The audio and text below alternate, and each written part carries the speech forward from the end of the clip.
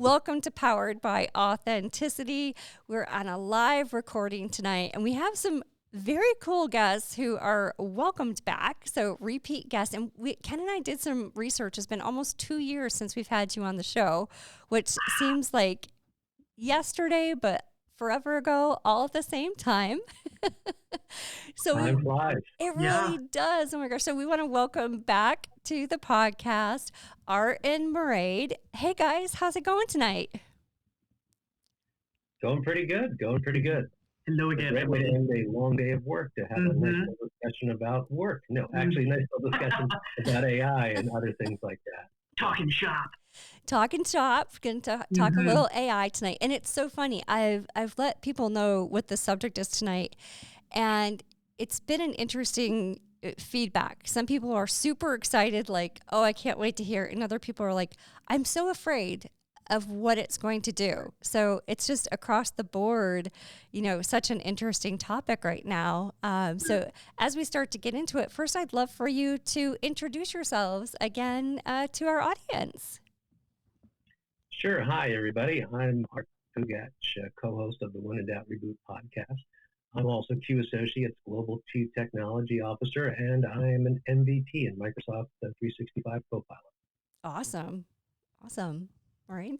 Hello, everybody. I'm Mairead O'Donovan, also another co-host of the When in Doubt Reboot podcast, and I'm a wonderful member of the Q Associates crew. I'm a project coordinator here at Q, so it's 3.5 years I've been at Q so far, so it's been a fun time, and I've really enjoyed getting into and learning more about the technology sphere industry, something I never would have thought I'd be here. So that is awesome. And you guys are in New Jersey, correct? Correct. Yeah, whereabouts? Well, we're in northern New Jersey. Mairead's in Jersey City, and I'm in England, literally 5 minutes from the George Washington Bridge. All right. Awesome. Well, fantastic. Well, welcome back. I'm so glad that you agreed to do this show with me tonight and address this topic, because I think it's top of mind for everybody in 2026. But as you know, we like to do a little bit of an icebreaker on the show. Love to talk about food. We think food's a great connector. So question for you. You're going to your local pizzeria. What's your order? Go ahead, Mairead. The place up the street, it's called Larry and Joe's, and they sadly do not do pineapple on pizza. And I know that it can be it's a controversial topic. It's controversial as AI. for people's mental health, the mention of pineapple can be AI. I don't mind it sometimes, and I know people can find it sacrilegious. The place up the street does not do it. They don't allow it. So I'll usually do like a pepperoni, like 2 pepperoni slices, or like a slice of pepperoni, and then just a plain Jane, like margarita or just regular cheese. That's good though. And I don't mind dipping. I like a bit of ranch to dip the crust. I think it's too much when you enjoy the flavor of the pizza anyway. You don't need to. The crust can be dry sometimes. I know. I don't know. I know some people don't like ranch anywhere near it. You got to try blue cheese on that. Oh, I'm more of a blue cheese girl. More blue cheese. Thank you, Emily. Okay. I feel seen. Buffalo heart right here. Absolutely. Oh, yes. Art, how about yourself? Yeah, I got to be honest with you, I don't order pizza that much, but when I do order it, I typically will get mushrooms on it. So, nice. I'm not typically have pizza when my nieces are here. They're in California, so it's not every day. So they typically will have it plain, but I typically like it with mushrooms. If I can convince them to put something on it, or my sister and I will get the half with mushrooms or something on it, or vegetables on it. They'll get the but it's had a lot of pizza though over the holidays, because they were here. They're here every December and early January before they head back to the coast. So some good stuff. Well, and holiday calories don't count, so it's a perfect time to order pizza. That's what they tell me. Especially in Buffalo when the team's in the playoffs, right? That's right. All bets are off then. The question I have for you: we were talking before we went on air about all the snow and the ice and everything. In the new Buffalo Bills Stadium, which is opening next year, are they going to have heated seats for all the people in attendance?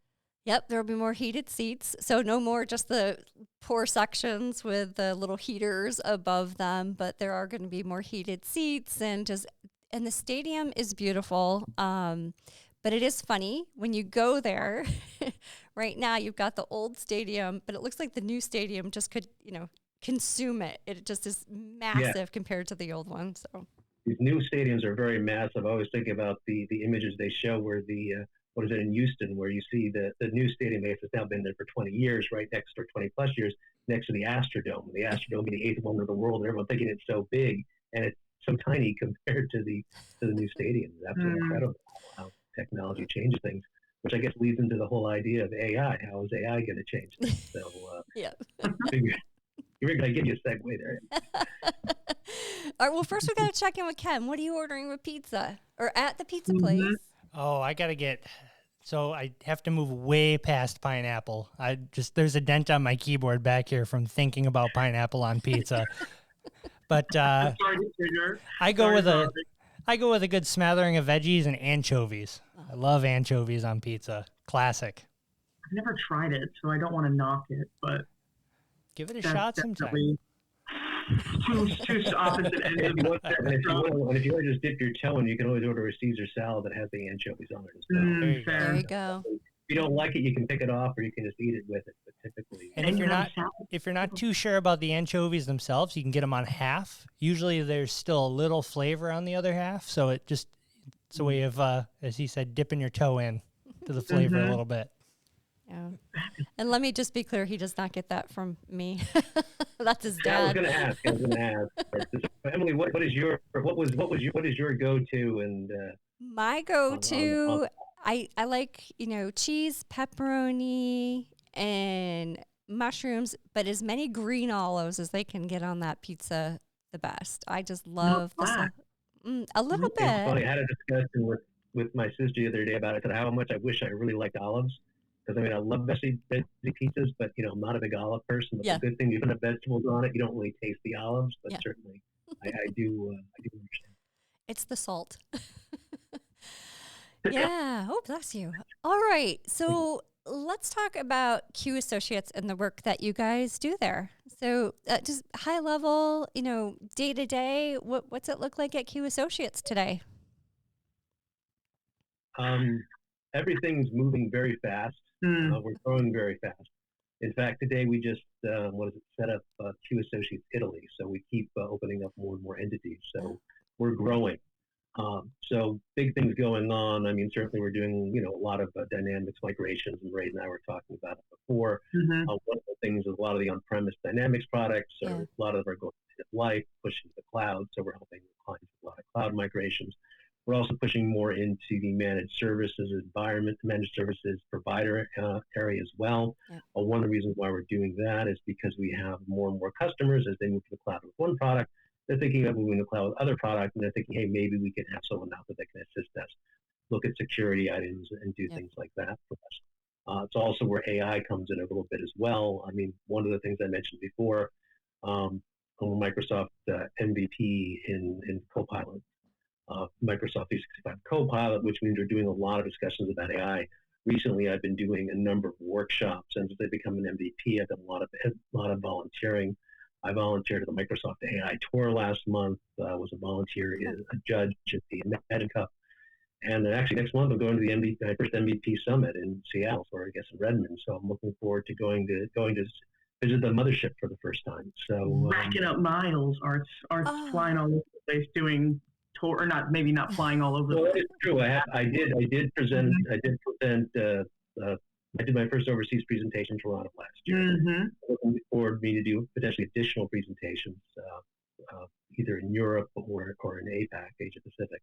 And I did presentations in Florida and California, so I've gone coast to coast on this sort of stuff. So a lot of fun. I look forward to doing it more, and I look forward to doing the workshops more, because there's a lot of things about Copilot and just an AI in general, I think, that worry people. And I think you have to, like on our podcast, where we like to demystify tech. I think demystifying AI is also a big thing as well. Yep, I agree. So have you never been to the Microsoft campus in Redmond? I've been to Bellevue twice, but both times for about mitzvahs. But I've not been there for been there for tech or anything like that. So, Gotcha. And actually, the other thing about it is I've never actually been in downtown Seattle, so I've never been to the Space Needle or the Science Fiction Museum or other fun things there. But hoping maybe this time I can join some MVPs for some fun. That's so cool. Fun fact, I went to Microsoft right before the world shut down. So I was on the Microsoft campus as they started to shut it down. We were the last conference. So I was there for a healthcare forum and how they were adopting teams in healthcare. So they flew us out there, and it was literally the world was shutting down as we were leaving Seattle. So it was pretty interesting. Yeah. Yeah, for sure. But all right, so let's talk about AI. Where do you guys think you see the most growth happening in 2026? You know, I always say that I think AI is best served, especially when you're starting to learn about figuring out what some of those repeatable tasks are and some of those, business problems where you can put tech to help solve that. But what do you guys think? What is your perspective on growth in 2026 for AI? Well, the big news is about agentic AI and using multi-agentic AI. I don't necessarily know if that's where the big growth is going to be with it. It's interesting to me. One of the things that came across at the AI tour, I'm talking with different individuals, different companies. There are two things that are very clear about the adoption of AI. Number one, and also doing workshops, is that people may purchase it, but they don't necessarily use it. Yeah. So I think one of the big things, number one, I've noticed with AI, like any technology, it seems like people buy a piece of technology thinking it's going to solve a whole bunch of problems, but they don't know what the problems are looking for it to solve. Yeah. And one of the cool things that I gave one of these sets to Mairead last week or the week before is Microsoft was handing out a deck of cards, and on each deck of cards they had something to try, and on each card they had something to try to ask Copilot to do, whether it was a use case or whatever. So I think one of the big things that's going to come up, and it's going to come here, is as far as the workshops goes, a lot of gamification of AI. Yeah. But I think also the big thing is a lot of in order to show people how to use it. But I think there's also a lot of workshops that are going to be coming up as well. Yep. One of the big things that was mentioned to me, not just about the use case, but people who have started working with AI, is that they expected more from it. So they actually were sort of surprised, going like, hey, so I have this great thing called Copilot Studio. I should just be able to tell it what to do, and it should just come up with this fantastic agent for me. And they realize, no, wait, there's some human interaction into it. Wait, there's actually some programming that needs to be done. Wait, and so there's this whole sort of thing where there's this assumption that AI is going to do all of this stuff. And one of the things, I'll say this, so I was watching the Super Bowl, and we watched the ads for the Super Bowl. And I know the Microsoft ad didn't make a big splash like a lot of some of the other AI ads, where it goes something like, you're going to have an AI advertised in the middle of your session chatting with AI, or AI is going to take over the world, or AI is going to do this and that. The Microsoft ad was simply, the NFL Combine, and essentially what it was one of the scouts going into an Excel document and saying, hey, can you manipulate these numbers for me? And can you and can you get me this information out of all this data that I have in this spreadsheet? But it was more than, it seemed like it was more than just, like the numbers. It was asking like leadership skills, like, analyze the notes. So it gave it a bit more, it was not as surface level, I guess. Yeah. But again, the idea and the reason why I liked it, because it was showing a use case where it was saying, okay, what can it do for you? So what happened previously is, let's say you had an agent with like 15 spreadsheets for a scout going like, okay, I got to read through this thing. It's going to take several hours, maybe several days. Now I can use an assistant like Copilot, or formerly maybe they would have given it to an assistant that would have taken 15 days. Now they give it to a virtual assistant like Copilot, and they can get information out in a few minutes. And so something like that, saying, hey, it's not replacing me here, but it's helping me with my work. Yep. And it's working like an assistant does to get me information that I want. That's one of the key things. So one of the big things I talk about in the workshop is how can you enhance your work? Because I don't look at AI as being a replacement. I really don't. Yep. I look at AI as being an assistant. And with any assistant, whether it's human or virtual, you get out of it what you ask it or what you put into it. And that's why I talk a lot about prompts. I know I'm getting a little bit off the topic where AI is going this year, but I think one of the big things for AI and for AI to be successful is education. Because as cool as a lot of these agents are, a lot of the agents that are going to be out there are going to be things that are going to be available or made by companies that are specializing in it, whether it's Q Associates building an agent, let's say specifically for Dynamics 365 to help out our finance or our customer engagement clients, or so forth. But there'll be some, certainly some cases in which we will create certain things, but I think the big thing is really just trying to say, hey, let's get the licensing out there. Let's get Copilot out there just from that point of view. And let's show people how to use it. Let's give them ideas on how to use it. Because one of the things that people are, is they're scared. They're scared thinking like, is AI going to take over the world? Well, no, AI is not going to take over the world. Is AI there to replace it? No, AI isn't there to replace it. It's there to help us. And AI doesn't have an agenda. I think we all think about science fiction where AI has some sort of, something, it's judging us or it's thinking something about humanity and that sort of stuff like that. So I said to people, I'm not worried about AI. AI I'm absolutely fine with. You want to be worried about someone, you're worried about human beings.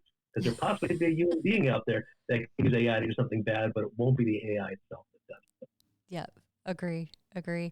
I had I was at church probably about 6-8 weeks ago, maybe a little bit longer. And there was two older gentlemen sitting in front of me, and they decided that they wanted to talk about AI. And the one gentleman's perspective was that he will no longer have a primary care physician. He will only have AI, and the only time he will see a doctor is if he needs surgery. And no matter how much you could try to change that perspective, it was just, they had it in their brains. And I'm like, but you always need a human for care. There's always going, the AI is going to help with predictive analysis and diagnosis and ways to, cordon off what could be another disease state, but you still need the human and that connection. So to your point, Art, it's like, we need people to understand and have the education that it's not taking away human, it's helping to support the human as you said, like in an assistant capacity. Well, as you were mentioning, like with a doctor or something like that, the way I look at AI is being an advanced version, at least from a medical perspective, of an advanced version of WebMD. It might direct you, it might give you ideas, and might give you good questions to ask your doctor. But at the end of the day, the person you need to speak to is your doctor. Yep. You have to remember, AI, like human beings, can make mistakes. You want to talk with someone who's put in the 10,000 hours. And right now, the way I look at AI is, and it's funny because some of the conversations we talk about this, I remember I said I like kind of look at AI as being sort of like at the moment being like in toddler phase, where like it's it's starting to walk around, it's in the terrible twos or maybe getting about. And some other people were saying, it doesn't even know how to crawl yet.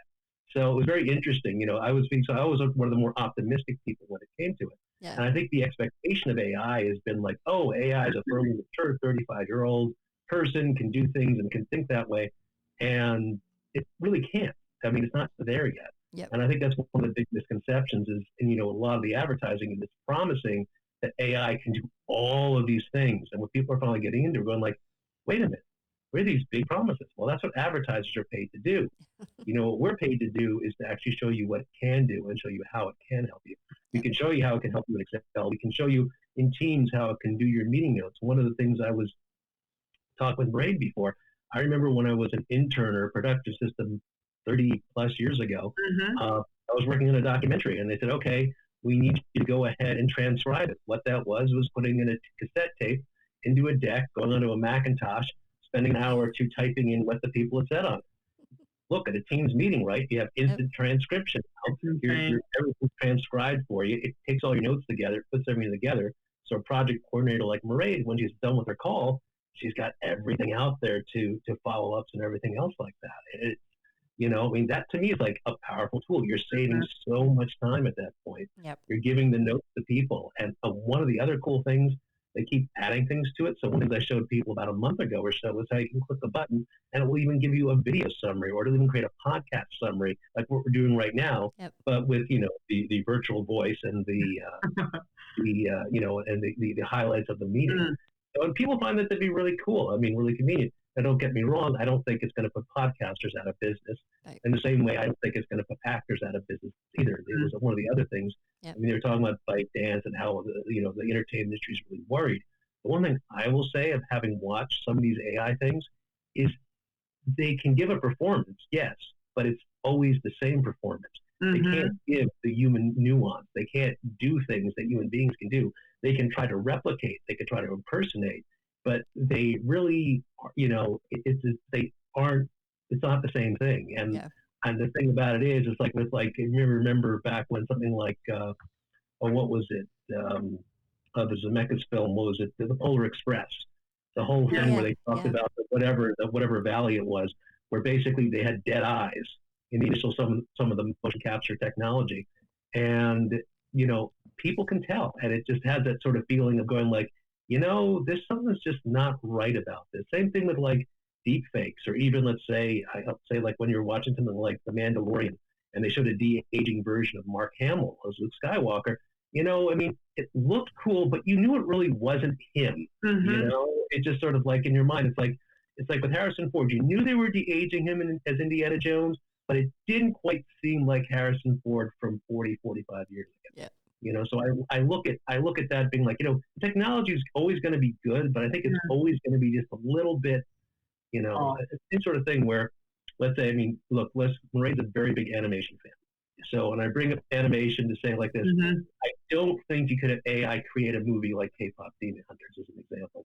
You actually need animators, you need story writers, you need vocal artists. I mean, and that's, so I think so much needs to come together. And I mean, there's been a huge, it's outside of work, but there's been such a huge, we need to back artists. We need to keep AI out of, or at least regulated. It seems like there's people want to go blindly into, accepting AI music artists and AI actors. It's like, well, there's all these, people that are waiting to get their start. Like, why are we, opting? But I mean, in another sense, though, if you look at animation, right? This is an example. Animation, yeah. If you are an animator, or and you are drawing something and you're on a project, you could always ask something like an AI system, say, hey, what would this character look like with maybe a different hairstyle or a different outfit? And it could render something for you pretty quickly. Now, admittedly, you at the end of the day, you're going to be the one that's going to render. You're going to be the artist, you're going to do everything with it to make it look right. But sometimes it's just sort of like, it's like asking an assistant, hey, can you try maybe drawing it like this, or can you try doing it like that? In this case, you're asking for some sort of rough sort of thing, and it does it. And the other thing is, I always talk about the test that I did about 6-7 months ago, where how fast AI can learn that certain things it shouldn't do. So as an example, I asked Copilot if it could do a drawing of me as a certain character from a certain animated TV show that just celebrated its 800th episode. It did. And then it said, hey, do you want to do it with Homer and Marge? And it suddenly was Homer and Marge. And I was like, this is really cool. And then it said, do you want to do it with Bart and Lisa? It's like, oh, even better. Get the whole family there. Yeah. Copilot then said, I can't do it. That would violate copyright, and violate a person. And I was very, very happy with that it did that at that point. So now if you try asking that question, it won't do it. Long story short, I printed out the image of me with Homer and Marge on my refrigerator. And I'm like, this is really cool. I'm drawing this character. I always wanted something like this. My nieces show up here. They're like, what's that? I'm like, what do you mean, what's that? Well, they're both artists. And they're like, you can't take that off the refrigerator. That is somebody's work.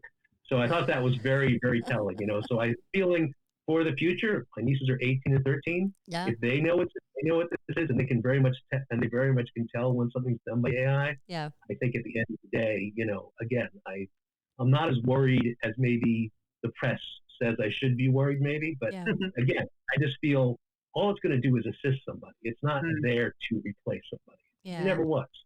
Yeah. That's what I say all the time is that I use it truly. I draft an email and then I ask it to polish the email that I've put together. Or to your point, the fantastic output for meeting notes now that Teams provides is like that saves me so many hours. Like there's just a time savings there that it's the perfect way to utilize AI and get used to it, and it saves me time. I hate It's getting more Mike, with it, and I'm not, I don't. It's more of the, hey, does this email look good versus me? Not that I would ever be bothering Art, but after a call, hey Art, can we confirm follow-up notes? And this, it's more of just, hey, I have this. I added what if something stuck out and I already had the email up. Yep. This is where it was added. But for the most part, it's like, okay, and it captures who said it at what time. Like it's insanely helpful, and it's just the speed of being able to, hey, does this look good? Oh, yep, that draft is perfect. You can send it along. Okay, and then it's so much faster than like waiting for somebody to be over from a meeting. Like, hey, are you free now? Like, oh, yeah. Well, I'll give another example or two just of things that have helped out. Number one, I will say people do ask me a good deal about, can I review something? Because sometimes they've said to me, is what you're writing, is that what you're writing, or is it Copilot? I think we just lost Emily. I'm still here. Okay. We just lost her video. We lost so anyway, this is not caused by AI. This is caused by something else. So the two things I was going to say is, number one, people do ask me a lot to read their drafts, whether it's a draft for an email or a draft for Copilot. And certainly because people do research on Copilot, so they ask me, hey, can you verify this? And so then I'll do some additional search of different information. Yep. The other thing I like about Copilot a lot is the research agent, because what it can do, it can give you a lot of research fairly quickly that otherwise would take a long time to compile after doing a long web search. So I find that to be very helpful. Yep. Sometimes, AI certainly can give you some of the steps faster in certain ways. So typically speaking, when I get an AI answer, I'll always click on the reference link just to verify it before I do anything. I'm not going to send it out to a client. I'm not going to, go from that way. But certainly I do see more and more someone will say, hey, I just was asking Copilot how to do this, and they get the answer from Copilot. Now, immediately, if you click on the links, look at the references, you'll see there's videos, you'll see there's other sorts of things.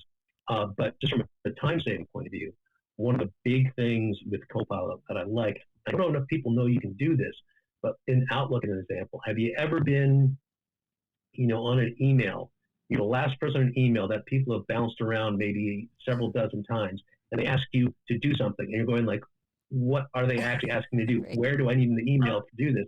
They say, Copilot, can you tell me what tasks I need to do? Copilot can run through it, analyze it. Here's what you need to do from this. And instead of spending a half hour going like, what am I looking for? Suddenly you're there with it. Yep.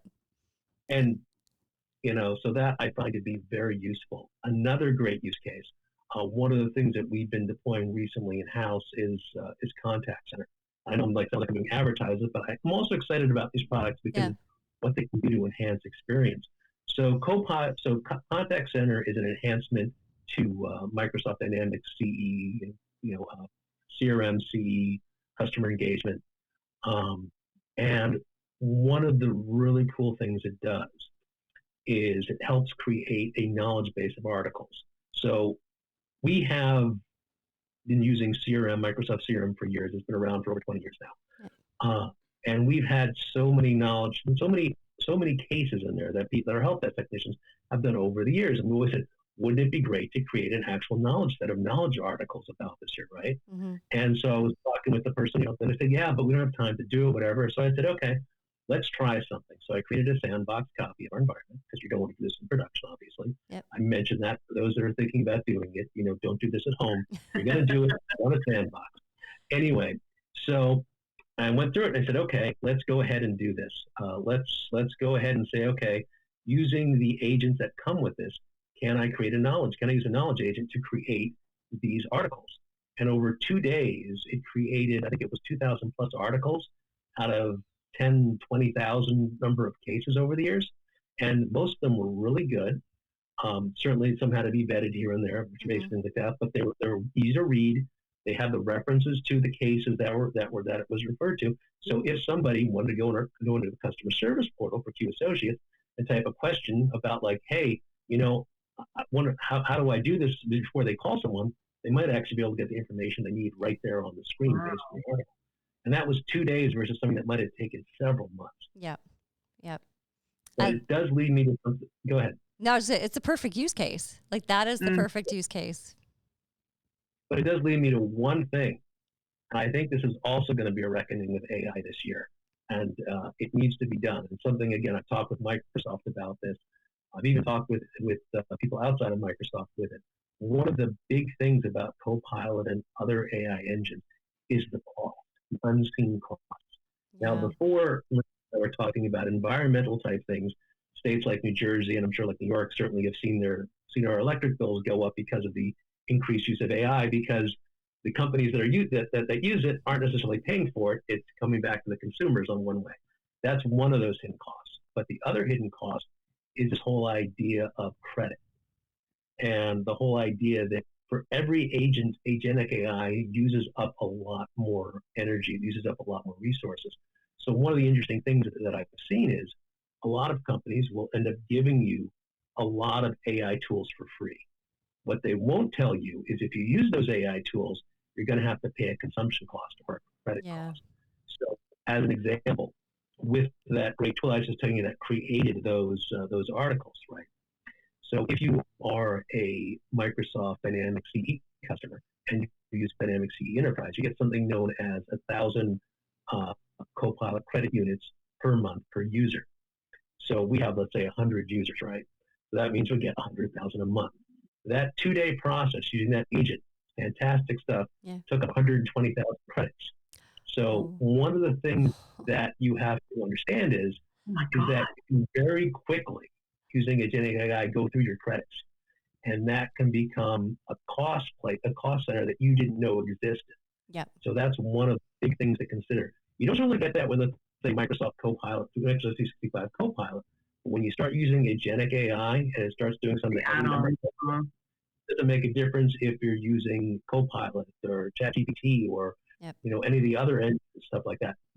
There is that hidden cost. Yep. And I'd like to make sure that customers know about this. Say, okay, before you do this, before you start pushing heavy into the agentic area, just make sure you know that you're going to be incurring a cost. Mm-hmm. Now, admittedly, a lot of the agentic stuff, you may be incurring that cost at an initial build when it builds an LLM or when it builds a knowledge base or when it does whatever you want to do. Yep. And routinely, it might not use all that much. But you do have to remember there may be an upfront cost. And I think that's something that a lot of people are really discussions about. And one of the things I talked with Microsoft about is saying, hey, you have different models for this. So if you have Microsoft Fabric, there's different licensing. Yep. If you have GitHub, there's different licensing. If you have Microsoft 365, there's different licensing. And I said, really, at some point, there has to be some sort of consolidation. Mm-hmm. We've worked with Microsoft for a long time. Microsoft licensing isn't the easiest thing on a typical day. Now you're adding Copilot to it, and AI to it, Azure AI Foundry, which is a big consumption cost. A lot of cool stuff you can do with it. But again, to do all the cool stuff, you're going to have to pay for it. Yep. And that's one of those things where I'm very much hoping that Microsoft at some point, and other companies as well, come up with a better estimation model. Because that's one of the things that, you have to realize is that the big companies are getting lots of tax credits and are able to use, let's say, 3 Mile Island like Microsoft is, which to this day still sort of brings kind of out of my mind because I was a kid when the 3 Mile Island incident happened. But again, it's, someone's going to have to pay for it. At the end of the day, the big companies aren't going to pay for it. It's going to be consumers. It's going to be the end users or end users companies. So it's something to consider. Is that there is a hidden cost. Yep. So that's one of the things I hope that gets addressed in the next year as well. Because my big concern is people start using it. They see how expensive it is. Nope, we're not going to use it. Yep. And you bring up a very good point. I'll put on my my project management hat and say, this is the reason why strong requirements in discovery and working with your partners to understand what the costs are going to be for implementation and operational use of products is so important so that you can make that informed decision. Because when you go through all that work and then you end up tearing it out of the environment because the ongoing costs are more than what you anticipated, then you've got rework costs. So I happen to agree with understanding full cost models before moving forward. Yes, customers always want to know what it's going to be up front. If you tell them and then they get a big bill, they don't like it. Yep. You want to make sure the more they know up front, the better. They'd rather get the bad news at the beginning than bad news in the middle. Yep. And I know that AI is so new that how would we have known that the path would have taken such an accelerated, such a quick growth? but especially with what worries me are how you bring up, like, you wish that they would, or hope that there's a different, model of consumption with the credits and whatnot. It's just baffling. It's baffling to me that it was set up before. It's going through with it, because it feels like it's not going to waste people's money, but it's like, well, how do people know how it's going to affect them, and are they making the right choice with it?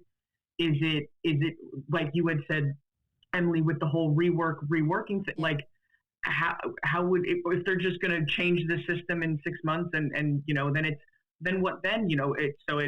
It's crazy to me that it's not, I guess, and things change so rapidly in tech. So how can they necessarily predict what model they'll use? But I think they don't have a concrete or a more, I don't know, friendly model that is more consumable. One of the interesting things is, as I'm sure Emily can tell you as well, is that we've worked with Microsoft for, was it close to 30 years, I guess, between us, each of us, I guess, 60 years or so combined. Just not putting any trying to say that it's like, oh, this is a badge of honor, but Microsoft licensing has been known to change, and licensing with every company has been known to change so much.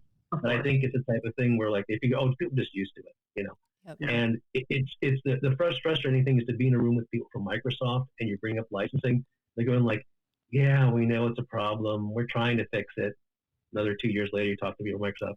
We're still trying to fix it. And it's just, again, I'm not trying to say it's just Microsoft, because there's other companies as well. Yeah. It's just, licensing is always a big thing. That it's been confusing for years. I mean, at one point, I remember, what was it, between about the NT Windows 2000 or so, they got rid of like the licensing manager service because it was never able to do things accurately. And it was just something where it's just, at the end of the day became sort of a sort of like an honor code model or something like that, where basically, okay, you're going to purchase this many, you're only going to use this many, you have to show us your certificate if you have it, and that's it. So it sounds crazy to think, but anyone that's actually worked on, let's say, a Windows server in Azure and has dealt with like remote desktop licensing, you'll see it's just a pool of numbers out there. The client may have only purchased 10, but it has something like 10,000 in there by default. Yep. So that's the whole sort of thing. We're trusting that you're only going to use those 10. So now with consumption-based stuff, well, guess what? You don't have to worry about that. You know exactly what they're using, and you can now build them for that. So consumption-based billing is better for a tech company point of view, but it's not as easy for a company, for an end user to estimate what that cost is necessarily going to be. Claire's Cupcakes wants agentic AI added in. Yeah. Yeah. But again, this is one of the things I think is very interesting is one person say, hey, it's the Wild West right now for the AI.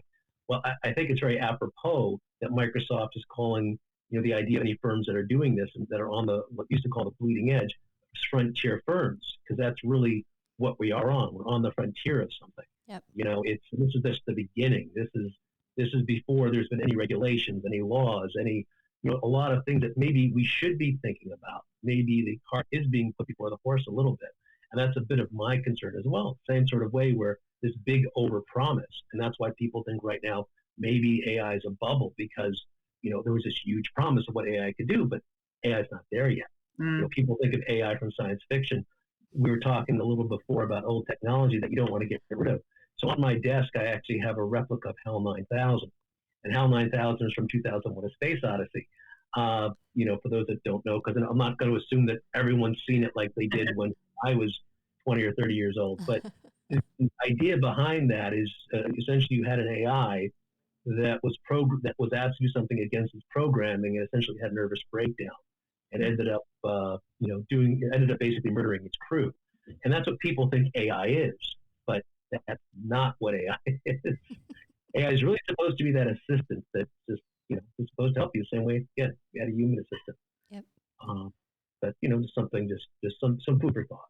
Yeah. And something, I guess just a summary statement for part of this too, for people who are afraid that, companies are going to have it take over the world. There is a cost associated with all of this, to your point, that, you have to have deep pockets to just pull the Band-Aid off and let it go to the Wild West. Like it's expensive. So, I think that's something for people to take into consideration. I know, like, I pay for a premier license for ChatGPT, and it's, $25 a month or whatever it is. How many people actually want to spend that just to say, polish my emails?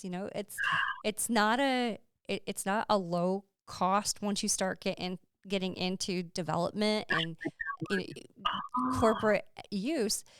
That's prohibitive to some organizations fully implementing what they would want to use AI for. And I'll go back to the use cases. I think organizations, and as they want to learn to adopt AI, they're going to have to look at where does it have the most impact, where's the highest ROI to introduce AI into the environment to offset repeatable tasks so that those individuals can go spend that time doing something different and let AI cover those repeatable task things. So I think truly expansion to some consideration, that cost will be a factor out there. Well, one of the other big things I'll say this, as you bring up cost and you bring up that sort of unforeseen cost, one of the big products that Microsoft released in the last 2 years was Security Copilot. But the cost, when you estimated it out, basically you have to make a decision. Do I want to use Security Copilot? Do I want to hire a CISO? Do I want to, have someone in my tech department do this? Or do I just want to have Copilot do it, even though I know Copilot might have to be double checked? What Microsoft did in the last year, and it's coming to fruition now, is they've included Security Copilot with Microsoft 365 E5 licensing. So suddenly, if you're an enterprise client, you can get that suite of products that can help you out, that can help your CISO out, help you out your department, repeatable tasks, or give you the information from a security point of view, so it will offset some of that spend. I think that's a really good idea. So it does make me wonder, and it also makes me hopeful that maybe some of the AI companies are starting to say, hey, maybe there are certain things that we should include with these costs. So, like Microsoft has come out with different models for Copilot, for different size companies. But to your point, most companies that I've worked with, maybe 4 or 5 users start with it, and that's it. And then they decide, is it going to be worthwhile to us before they start building more and more? And then, of course, it's asking for people that can build agents for them. They realize that maybe not as many people can build as many agents as they think, because they think they like the idea of, they hear about Copilot Studio Lite, something for an end user to build, and they realize, well, maybe it's not as easy as that. I'm not trying to badmouth, I'm not trying to say it can't do it, but I am saying you still need to have human intervention. And at the end of the day, that's the big thing. So one question I actually have for you, Emily, is I don't know if you started working with it yet, but I know Microsoft certainly, speaking of use cases, came out with something in the past few months called Dragon Copilot, specifically for the healthcare industry. And I was wondering if maybe you had any experience or any thoughts about it. No, but I was just talking about this 2 weeks ago, actually, because somebody brought it up and I was like, no, but we need, I need to look into it. But we were actually talking about that. Dragon is so massive in healthcare. So having Copilot associated to that is just going to be a time reduction. Again, it's there to support and assist physicians. So I'm excited to actually get to play around with it a little bit. Can you tell us a little bit more about Dragon and what Dragon does and how it will be doing it? Because I'm sure people want to hear about the healthcare thing. And I know that Mairead and I are not as familiar with Dragon as you are. Yeah, so Dragon's a transcription service for physicians. So it allows you to transcribe into Epic and things like that. So the Copilot piece is going to be able to lighten that burden even more, where you can do different shorthands and different ways that physicians speak, which Copilot's going to be able to take that and transcribe it into the actual EMR. So Dragon as a whole was just a simplistic transcription service. The Copilot adds on some of those additional features and functionalities that allow physicians to note take even faster. So a lot of people, what they don't realize is when you leave your physician, your one doctor's appointment, that's probably an hour's worth of notes that physician has to take. And I spent the day at the local community hospital today doing the imposition of ashes for the patients and families there. And the chaplain was telling me that she actually has to take notes and put them into the medical records of those that she visits, and so she's spending time note-taking as well. Sure. That's a chaplain. That's somebody there who's just to provide support. but it's mandated because she interacted with the patients that she has to actually transcribe notes into the patient record. So anything we can do to alleviate the amount of administrative burden that happens within our medical system, again, it's not taking away the chaplain, it's not taking away the physician, but what AI is doing is alleviating the time that they're sitting at a computer, which if you think about it, if they don't have to sit in front of their computer for an hour, they can go spend time with patients. They can go do research. So Exactly. yeah, so it is amazing. I think what we're going to see, you know, again, from a support perspective and admin perspective in, you know, not just healthcare, but all of the key verticals that are just administratively heavy. But, you know, one thing it will do as well, is just thinking about it, is it will help pharmacists out because they won't have to decode all that doctor's handwriting as much. That's right. That's Wow. right. That's Copilot. It'll tell you exactly what the doctor meant. That's right. Well, one question I have for you is, so obviously we're tech, you know, I've got the tech background, you're a tech organization. How do you think we really get those outside of tech to understand and use and adopt to AI? What are some thoughts that you have? Well, I was going to say, Mairead, I think you pulled the deck of cards out someplace that you might. I was going to, yeah, I mean, I think, and again, I'm not as technologically involved in the projects that we do here at Q, and not to diminish any of the work that I do, but I do think that Copilot is such a huge resource for the implementers and for the salespeople, anybody, for me included. But I'm not using it as much as, you know, take these numbers and clean it. Not that I don't know if you would necessarily ask Copilot to clean the data, but I do think some of these, like some of the little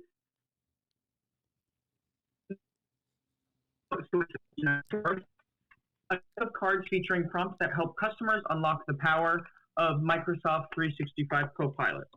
The backs are very nice. They've got, I don't know if it would, they look like pink. Basically, they're playing cards. Yeah. And then it's got essentially. But on the face is where the big things are. So open. Let's see. I don't know if it might not be. Well, why don't you read out? Just read it out. Yeah.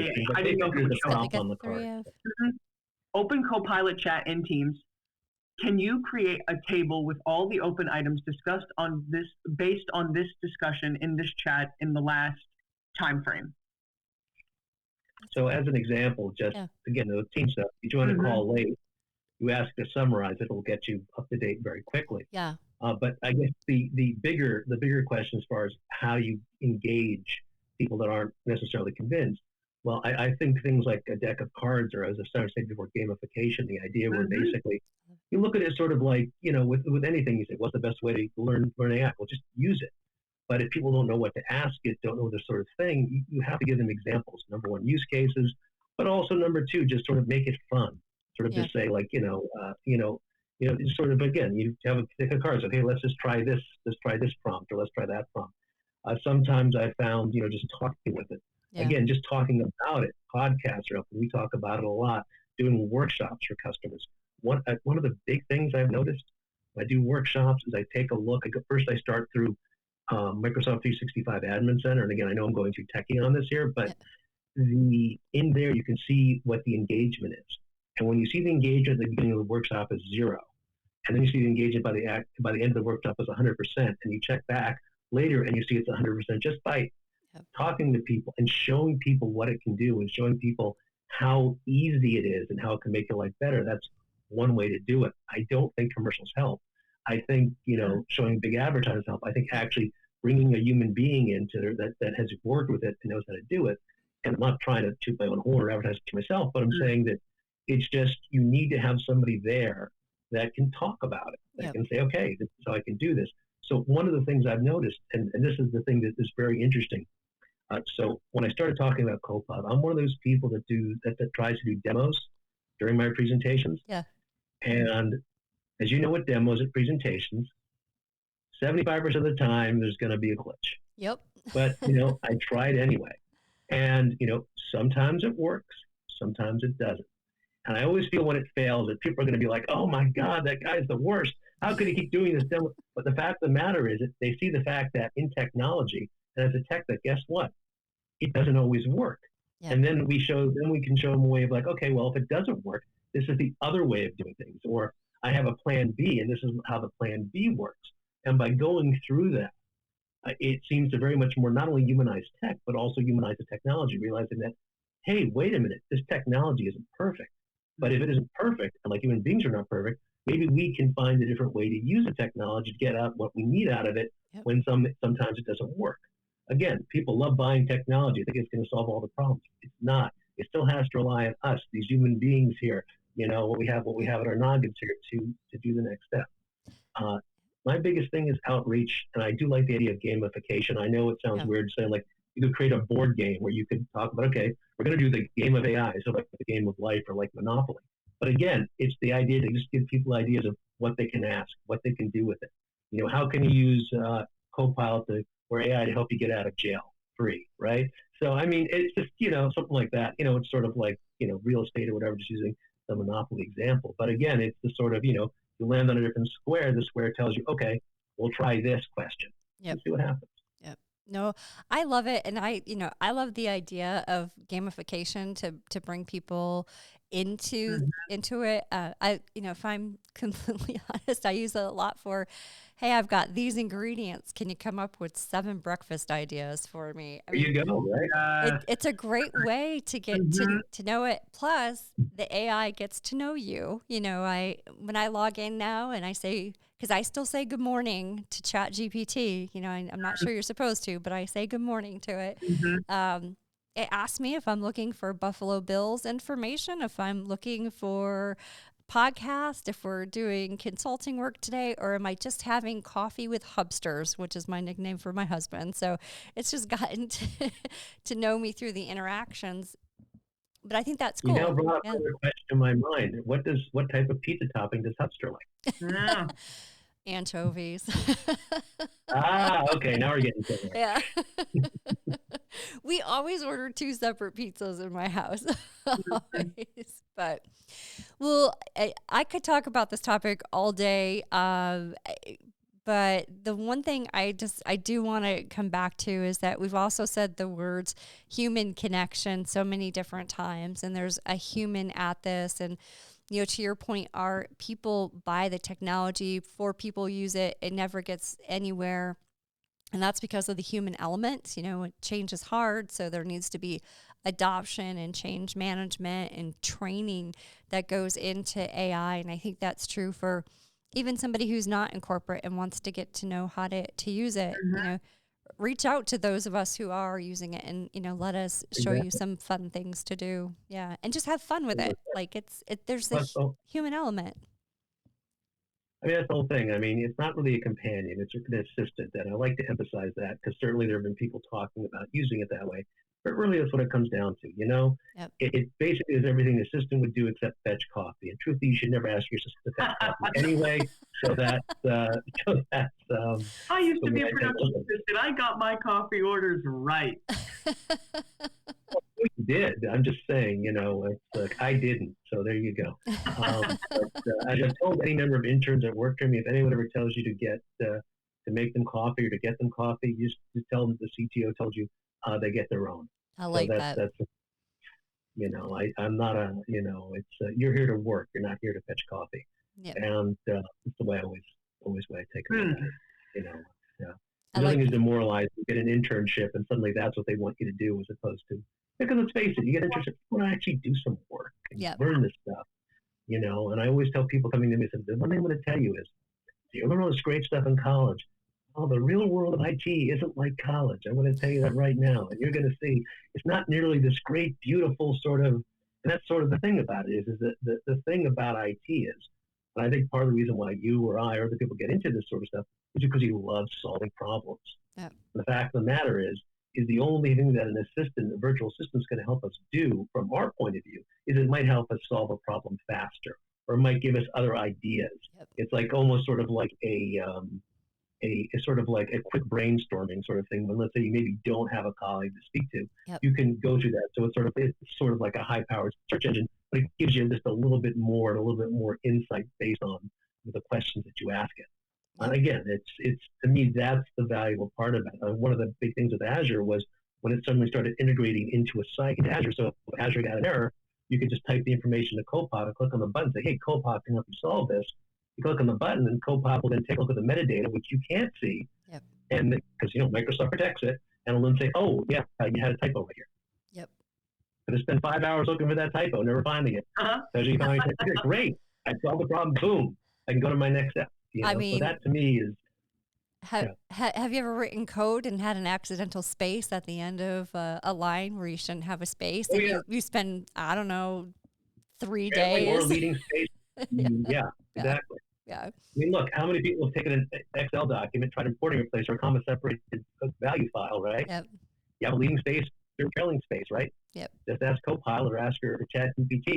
Say, oh, yeah, there's a leading space right there. You go, I'm like, great. Now you're starting to sound like that smart Alex assistant that I always had looking at this stuff for me. Except now it's smart Alex virtual assistant. Smart Alex Copilot companion.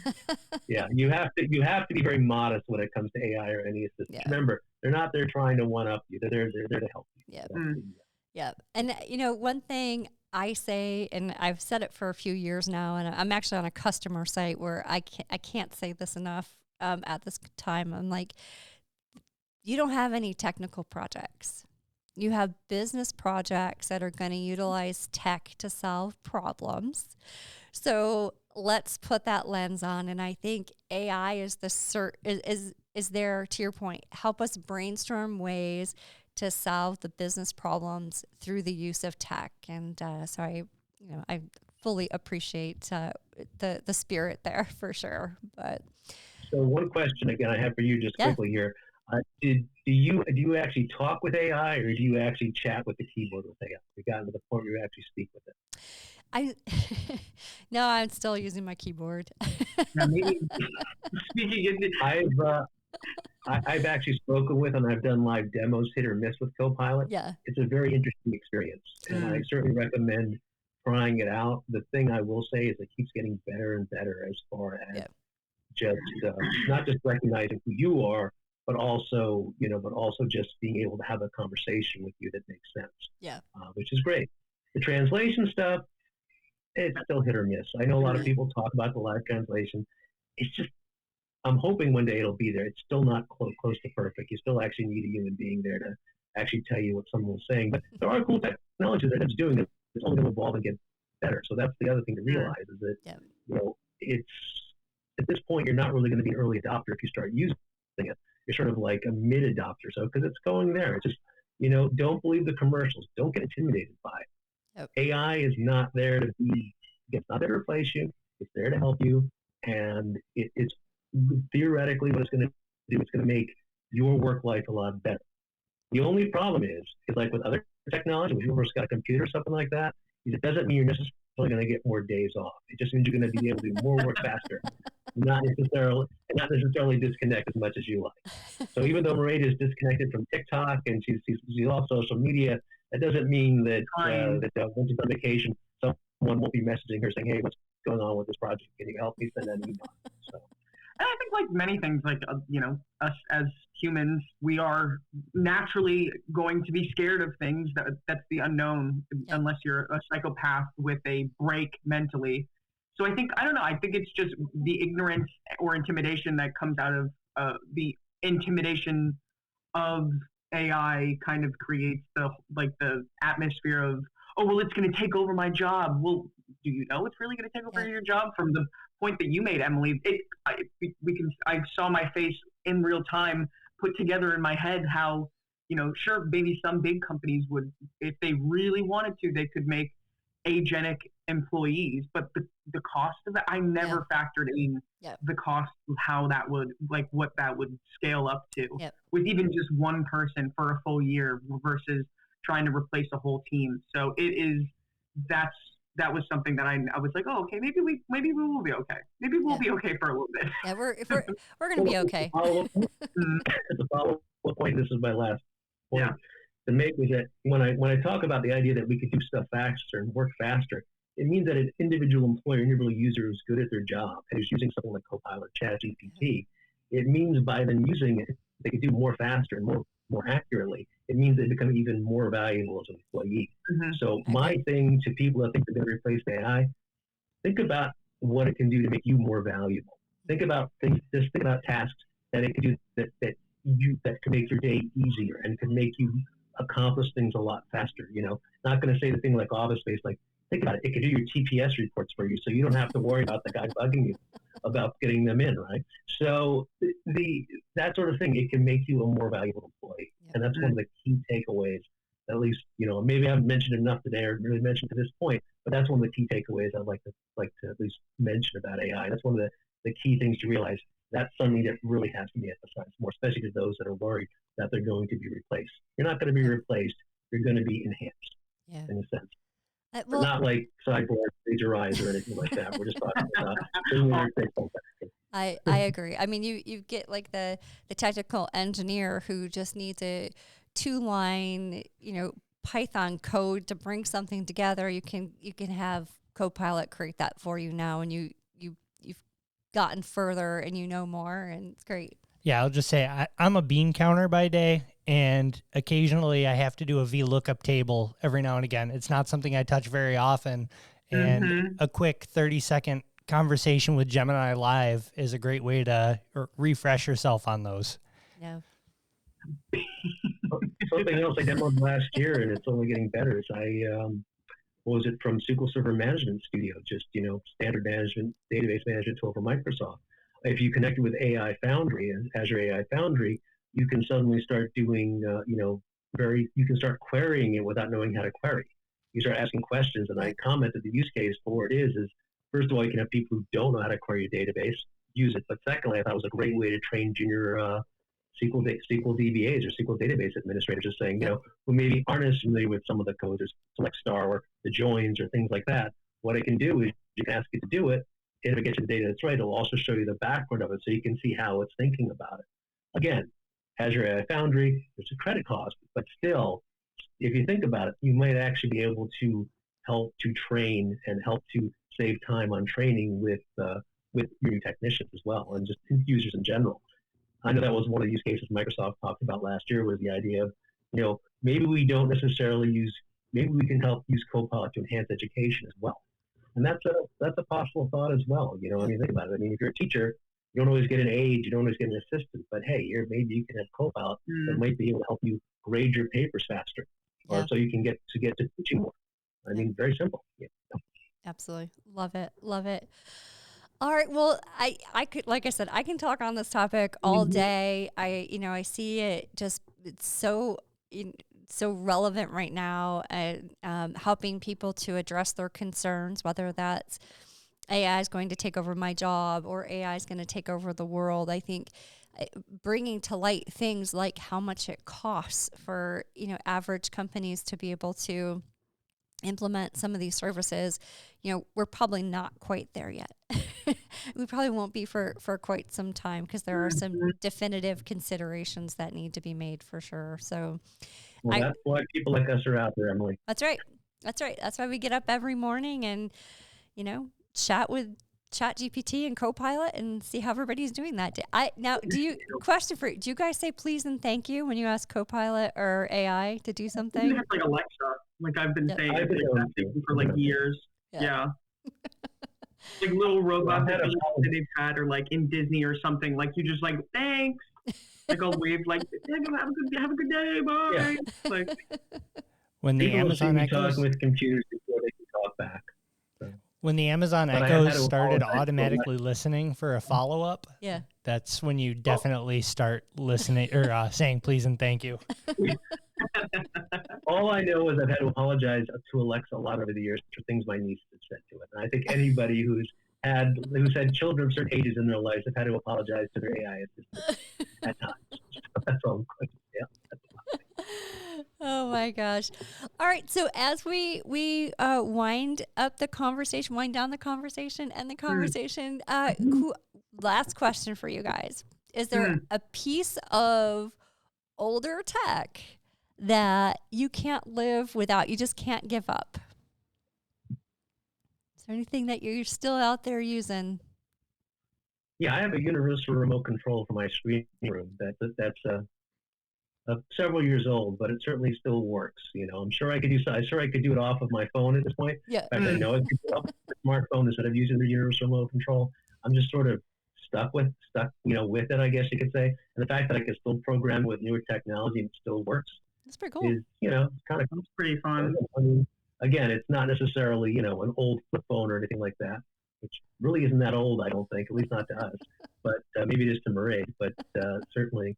My first phone was I think we still have somewhere, we have all of like the envies and the chocolates, whatever we were using, like whatever phone it was. But I think I still have all like our DSs, the Game Boys that I begged my parents for. Yeah. But I still use my Nintendo Switch that I got 10 years ago, or maybe 9 years ago. I think it's like, I know they just released the second one, and I've been thinking like, oh, well, maybe I could get it, but like, it's not necessarily old tech, but I mean, I have records, but no record player, so maybe I need to invest in a record player. If you mentioned media, I should point out that last year, one of my big projects I did was upgrading my screening room, was to actually create a media server. So, ripping all my CDs, ripping all my Blu-rays and DVDs. And one thing I will say, number one, I'm a little attached more to the physical media. I will say this on anyone who's ever watched Blu-rays or UHDs to listen to music. The physical media, when you rip them properly, and you want to keep your physical media afterwards, that way people can't come after you as well for it. It's because that's the whole thing. I mean, the quality is better. It's just the sound's better, the visual's better. It's not even. It's something where if you see it, it's quantifiable in a way. I mean, maybe it's everything you taste in the eye of the beholder, but it's better than anything you're going to get streaming. So that's one thing you talk about old technology. But I do want to tell people that are attached to old technology, especially things like CDs, DVDs, and Blu-rays. I saw some laser discs someplace in a room someplace. I didn't rip those on there, but there's something called disc rot, and it's very important to know about, because I have several Blu-rays and several DVDs that I could not rip, because after a certain amount of time, the actual plastic that those discs are made out of starts to rot from the inside out. It was much more noticeable on laser discs, but it also happens to Blu-rays, something like that. So if you haven't converted your stuff to digital media and you're thinking about do it sooner rather than later. Shoot. Number two, but if you're good, just you're not an audio file, you're not a video file, and you're good with digital, keep in mind that digital stuff will probably last longer, just because again you don't get that degradation and sort of things. Now, oddly enough, records, I haven't seen the degradation as much. Admittedly, people used to scratch them all the time. That was one thing, but the product that records are made out of, I'd say, is a lot more durable than what came after. So it's something, food for thought, nothing to do with AI, but you're asking about old tech. Yeah, we thought, well, we're having fun with that. And you got a thumbs up from Ken. And Ken, you actually started this whole topic. Yeah, it's funny you mention a media server, because you seem like a sci-fi fan, Art. So I went to watch the reboot of Battlestar Galactica on streaming a few weeks ago and realized it's absolutely nowhere. I have to go out and I have to buy the Blu-rays if I want to watch them. Meanwhile, I have every streaming service known to man. So it sent me down this whole spiral of starting my own media server and getting away from some of the streaming services a bit. Just, we have all of these, and the one show I wanted to go and do a rewatch of, it's not even there. Yeah, no, I mean, and oddly enough, just as you mentioned Battlestar, and shoot, I wish I had one of my Battlestar models right here with me, because I do have several from the original series on there. I noticed one of the things that was on sale, I did not buy it, but was the quote unquote Battlestar Galactica movie from 1978, which I guess really was the pilot of the series, in 4K UHD. I'm like, that seemed to be one of those things where I'm like, how do they have that in 4K UHD? Like, well, if a shot looked great. Shot on film, probably remastered in some way. Yeah. I mean, the beautiful John Dystra effects, the same guy that did Star Wars, But, no, I mean, look, I have my Star Trek, the original series desk mat that I have my mouse and keyboard on. I have several ships just sitting here, stuff like that. My favorite thing on my desk, and again, I probably can't see it because of you won't be able to see it because of this thing here, but I have a facepalm Will Riker on my desk from Star Trek The Next Generation. So, it's like the best collectible I've ever bought, because there are days in IT, and I know Emily can say the same thing, where you're just like, and just looking at him makes me just feel a lot better. Yeah. He gets me. He understands me. Yeah, that's right. Well, thanks for doing that fun kind of wrap up question.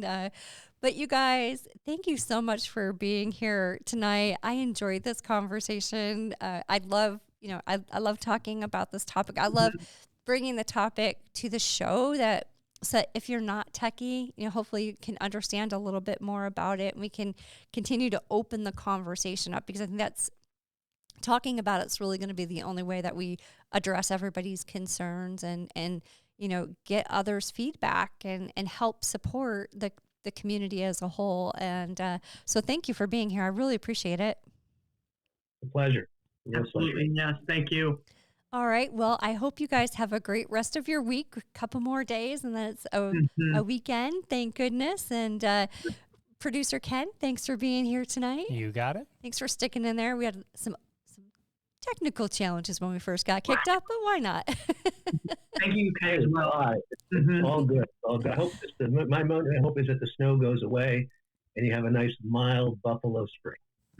Oh, that's it. Everything was just frozen. Yeah, it's just frozen. Oh, there you go. Okay.